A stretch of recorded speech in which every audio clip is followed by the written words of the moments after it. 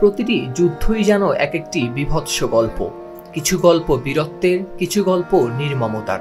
তবে গাজার এই গল্পটা কেবলই মৃত্যু আর নির্মম নৃশংসতার। বিবিসির প্রতিবেদনে উঠে এসেছে গাজার মাটি থেকে ফেরা ইসরায়েলি সেনাদের বর্ণনায় ফিলিস্তিনের ভয়াবহ চিত্র, যে গল্প হার মানিয়েছে পৃথিবীর সকল পৈশাচিকতাকেও। 2023 সালের 7 অক্টোবর হামাসের হামলার পর যুদ্ধে যোগ দিয়েছিলেন 26 বছরের ইসরায়েলি যুবক ইউভাল গ্রিন। নিজের দেশকে রক্ষার তাগিদে এবং হামাসের হাতে জিম্মি ইসরায়েলিদের মুক্ত করার লক্ষ্যে ঝাঁপিয়ে পড়েছিলেন যুদ্ধে। কিন্তু যুদ্ধের ময়দানে পা রাখার পরই পাল্টে যায় তার চিন্তাধারা, জেগে ওঠে মানবতাবোধ। ইউভাল জানান, একদিন গাজার রাস্তায় দেখতে পান ফিলিস্তিনিদের মরদেহ পড়ে আছে আর বিড়ালগুলো কামড়ে খাচ্ছে সেই দেহ। তার ভাষায়, ডানে বা বামে যেখানেই তাকাবেন শুধুই ধ্বংসস্তূপ আর আগুনের লেলিহান শিখা। এটাই গাজার বাস্তবতা।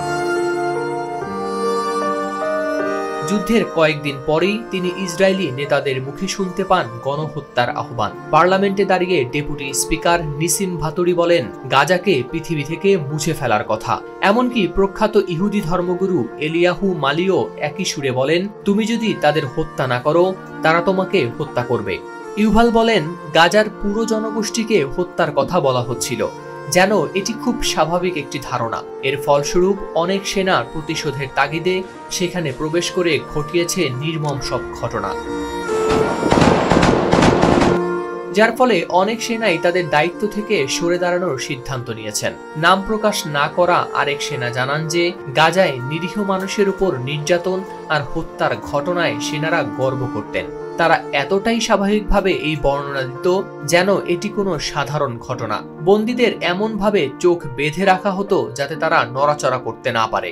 তাদের দেওয়া খাবারের অবস্থা ছিল আরও অমানবিক।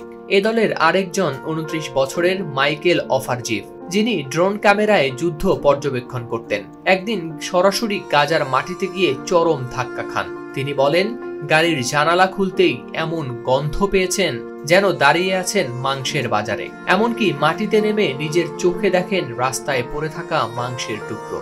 সবচেয়ে হৃদয় বিদারক মুহূর্তটি আসে 2023 সালের ডিসেম্বর মাসে। মাইকেল জানান, আত্মসমর্পণের চেষ্টা করা 3 ইসরায়েলি জিম্মিকেও তার সহকর্মী সেনারা গুলি করে হত্যা করে।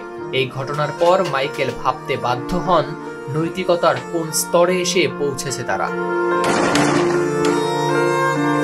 বিশেষজ্ঞরা মনে করেন, ইসরায়েলি বাহিনীর মধ্যে নৃশংসতার পিছনে রয়েছে বাহিনীর ক্রমবর্ধমান ধর্মীয়করণ। সামরিক বাহিনীতে ডানপন্থী ইহুদি জাতীয়তাবাদীদের সংখ্যা দ্রুতই বাড়ছে, আর এভাবেই ইহুদি শ্রেষ্ঠত্বের বার্তা ছড়িয়ে দিয়ে সেনাদের করে তোলা হচ্ছে নীতিহীন ও নৃশংস। যুদ্ধ কখনোই মানবতার জন্য আশীর্বাদ নয়। গাজার ঘটনা তারই আরেকটি নির্মম প্রমাণ।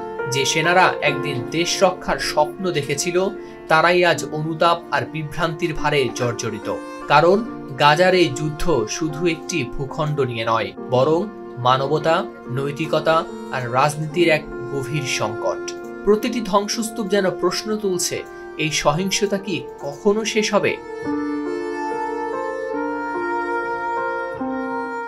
হাওলাদার শামীম, RTV।